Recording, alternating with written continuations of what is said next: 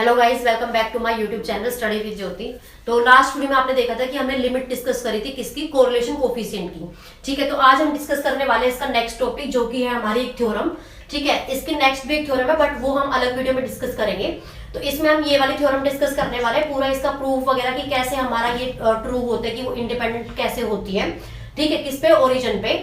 मतलब ओरिजिन में जब हम कुछ चेंज करते हैं या फिर स्केल में कुछ चेंज करते हैं, कुछ एडिशन वगैरह कुछ करके, ठीक है, तो उसमें कुछ चेंज फाइनल रिजल्ट में आता है या नहीं आता है, तो वो हम इस थ्योरम में प्रूव करने वाले हैं। मतलब कि इसमें बोला हुआ है क्या है कि correlation coefficient is independent of change of origin and scale.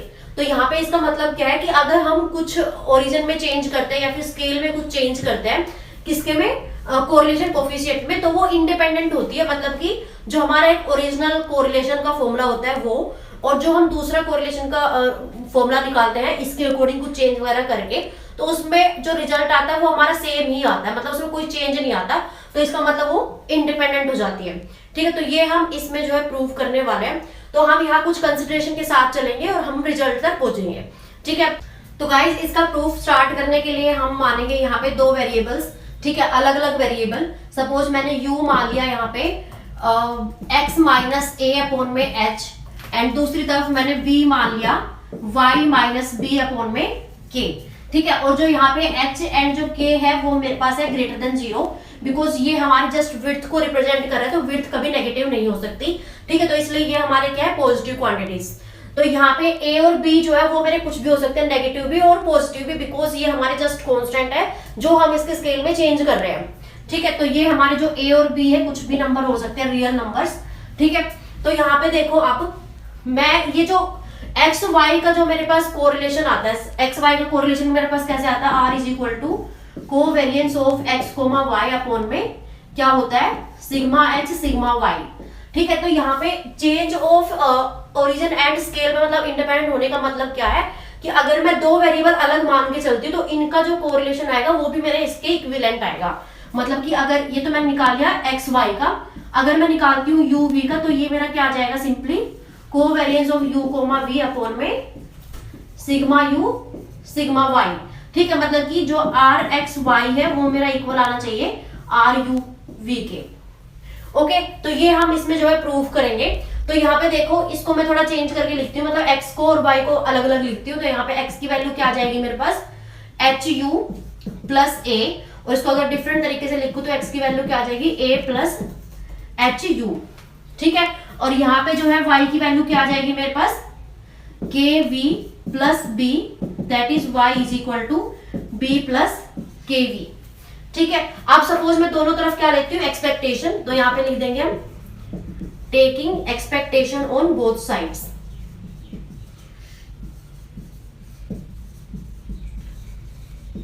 ठीक है, इन दोनों में एक्सपेक्टेशन लेनी है, जो मैं यहाँ पे अप्लाई कर रही हूँ सेम वहां पे मैंने अप्लाई करना है। तो इसमें एक्सपेक्टेशन लेंगे तो क्या हो जाएगा, e of x is equal to e of a plus h u, मतलब इस पूरे पे e लग जाएगा हमारा। ठीक है, एंड सिमिलरली मेरा यहाँ पे आ जाएगा e of y is equal to e of b plus k v, and इसके ऊपर हमारा e लग जाएगा। ठीक है, तो यहाँ पे देखो ये मैंने अलग अलग कैसे कर लिया, क्योंकि पॉजिटिव पे जो है मेरा एक्सपेक्टेशन अगर मैं लेती हूँ तो वो सेपरेट हो जाता है। ठीक है, तो यहाँ पे देखो e of a and e of b मेरा कांस्टेंट है, तो इसमें अगर कुछ कांस्टेंट होता है तो वो मेरा एज इट इज नंबर बाहर आ जाता है। ये एक्सपेक्टेशन की हमारी प्रॉपर्टी होती है। ठीक है, एंड सिमिलरली यहाँ पे मल्टीप्लीकेशन में भी अगर सपोज यहाँ पे h की जगह कोई नंबर होता है 2 3 4, तो वो नंबर मेरा बाहर आ जाता है कांस्टेंट, तो सिमिलरली यहाँ से मेरा h बाहर आ जाएगा और यहाँ से मेरा k बाहर आ जाएगा। ओके, तो चलो प्रोसीड करते हैं इसे। तो ये हो जाएगा मेरा e of x is equal to a plus ये कितना हो गया, h e ऑफ u। ठीक है, एंड सिमिलरली यहाँ पे मेरा क्या हो जाएगा, e of y is equal to b plus k e of v। ठीक है, अब इसको मैं मान लेती हूँ फर्स्ट इक्वेशन, इसको मैं मान लेती हूँ सेकंड इक्वेशन। ठीक है, या फिर हम इसको मान के चलते हैं, मतलब ताकि हम दोनों को सोल्व कर रहे हैं ना, ये मैंने मान लिया ऐसे फर्स्ट पार्ट, ये मैंने सेकंड पार्ट, ये मैंने मान ली a इक्वेशन और ये मैंने मान ली स्मॉल b इक्वेशन। तो अब मुझे क्या करना है कि फर्स्ट वाली में से मैं सेकंड को माइनस कर देती हूँ, क्योंकि मेरे को कोवेरियंस का फॉर्मूला चाहिए और वेरिएंस का।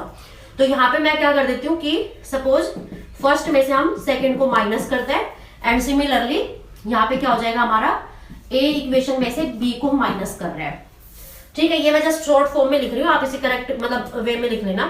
तो ये मेरा क्या हो जाएगा x माइनस लेफ्ट साइड में e ऑफ x, मतलब इस इक्वेशन में से इसको माइनस करने पे x minus e of x left side में, और राइट साइड में जब आप इसमें से माइनस करोगे a को तो कैंसिल हो जाएगा, और इसमें क्या हो जाएगा मेरा h जो है कॉन्स्टेंट बाहर, और ये क्या बन जाएगा u minus e of u। ठीक है, ये कैसे आया क्योंकि एच यू माइनस ये क्या हो जाएगा एच ई ऑफ यू, तो यहाँ पे h को बाहर लोगे तो u minus e of u बनेगा, तो मैंने यहाँ पे डायरेक्ट लिखा है। एंड सिमिलर वे में ये मेरा इधर आ जाएगा क्या y minus e of y left side में, राइट साइड में b से b कैंसिल, और यहाँ पे आ जाएगा दोनों में k बाहर, और यहाँ पे हो जाएगा v minus e of v। Right, तो ये मैंने वैल्यू निकाल ली x minus e of x की and y minus e of y की। तो अब मैं जो है कोवेरियंस का फॉर्मूला यहाँ पे अप्लाई कर सकती हूँ। तो अब देखो कोवेरियंस का फॉर्मूला मेरे पास क्या होता है, कोवेरियंस ऑफ अगर मैं x y का लिखती हूँ तो ये क्या होता है e of x minus e of x, right, into में क्या होता है y minus e of y, right, और ये हमारी क्लोज ब्रैकेट आ गई। तो यहाँ पे अगर मैं वैल्यू सब्स्टिट्यूट करती हूँ तो ये मेरा क्या बन जाएगा e of x minus e x की वैल्यू क्या है h into you minus e of u। ठीक है, into y minus e of y की वैल्यू क्या है k into v minus e of v, और ये हमारी जो है क्लोज हो गई ब्रैकेट। ठीक है, तो यहाँ पे h और k मेरे अगेन कांस्टेंट, तो मैं बाहर ले सकती हूँ, तो यहाँ पे मेरी वैल्यू क्या आ जाएगी h k बाहर, और ये बन जाएगा e of u minus e of u into v minus e of v, और यहाँ पे ये हमारी ब्रैकेट आ गई। ठीक है, और अब इसको आप क्या लिख सकते हो, ये मेरी कैसी फॉर्म बन गई, बिल्कुल सेम टू सेम कोवेरियंस के जो हमारा एक्स वाई का फॉर्मूला होता है, जो ये वाला मैंने लिखा, तो इसको मैं क्या लिख सकती हूँ एच के, तो मेरा कांस्टेंट है यहाँ पे आगे आ जाएगा। ठीक है, और ये मेरा जो है कैसा कोवेरियंस आ गया, सिमिलरली यू और वी का, मतलब जैसे मेरा v का एक्स वाई का कोवेरियंस होता है ऐसे ही मेरा यू वी का तरह आ गया ये। तो इसको मैं कैसे लिख सकती हूँ covariance of u comma v, तो यहां से मैं क्या इंप्लाई कर सकती हूँ covariance of x comma y is equal to H के covariance of u comma v। ठीक है, सिमिलर वे में आप निकालोगे sigma u and sigma y। ठीक है, तो ये अब एक बार हम निकालते हैं, उसके आगे फिर हम इस डायरेक्ट फॉर्मूला में वैल्यूज पुट कर देंगे, फिर हम चेक करेंगे कि हमारा इक्वल आ रहा है नहीं आ रहा है। Okay, so let's do this. तो गाइज अब अगर मैं सिग्मा एक्स स्क्वायर की बात करती हूँ, मतलब एक्स का वेरिएंस लेके चलती हूँ, तो इसका फॉर्मूला जो है मेरे पास क्या होता है E of X minus E of X का whole square, right. And similarly मेरा वेरिएंस होता है किसका वाई का, तो वाई का क्या हो जाएगा e of x y minus E of y का होल स्क्वायर, राइट। तो अब अगर मैं बात करती हूँ x minus E of x की वैल्यू, तो यहाँ पे मेरे पास ये वैल्यू निकल के आई थी, क्या थी e, ये बाहर वाला आ जाएगा, और x minus E of x की वैल्यू है मेरे पास h into you minus E of you. ठीक है, और यहाँ पे इसका स्क्वायर लगा है ये वाला, and similarly sigma y square में हो जाएगा e ऑफ इसकी वैल्यू कितनी है k into v minus E of v का होल स्क्वायर। ठीक है, और यहाँ पे मेरा ये स्क्वायर लग जाएगा। तो अब सिंपली यहाँ पे देखो h तो कांस्टेंट, तो h का स्क्वायर मेरे पास बाहर आ जाएगा, और ये मेरा क्या बन गया u minus E of u का होल स्क्वायर। ठीक है, एंड सिमिलरली मेरा यहाँ पे बन जाएगा sigma y square is equal to k का स्क्वायर मेरा बाहर आ जाएगा, मतलब ये पूरे पे स्क्वायर है, सॉरी यहाँ पे। ठीक है, तो k स्क्वायर मेरा बाहर आ जाएगा, और यहाँ पे क्या हो जाएगा v minus E of v का होल स्क्वायर, यहाँ पे मेरी एक्सपेक्टेशन है। ठीक है, तो अब देखो एक बारी, अब मैं क्या कर सकती हूँ, यहाँ पे देखो सिग्मा एक्स स्क्वायर था, राइट। तो अब अगर मैं स्क्वायर लेती हूँ दोनों साइड, मतलब तो मेरा क्या हो जाएगा 2 सारे में कैंसिल हो जाएगा, तो ये मैं हटा सकती हूँ यहाँ से डायरेक्टली, एंड सिमिलरली मेरा ये पूरे में स्क्वायर कैंसिल हो जाएगा, तो इसकी वैल्यू आती है मेरे पास ये। ठीक है, तो गाइज अब देखो मैं क्या कर सकती हूँ sigma x is equal to h, ये मेरा क्या बन गया सिग्मा यू। ठीक है, एंड सिमिलर वे में sigma y is equal to k, ये मेरा क्या बन गया सिग्मा v ओनली।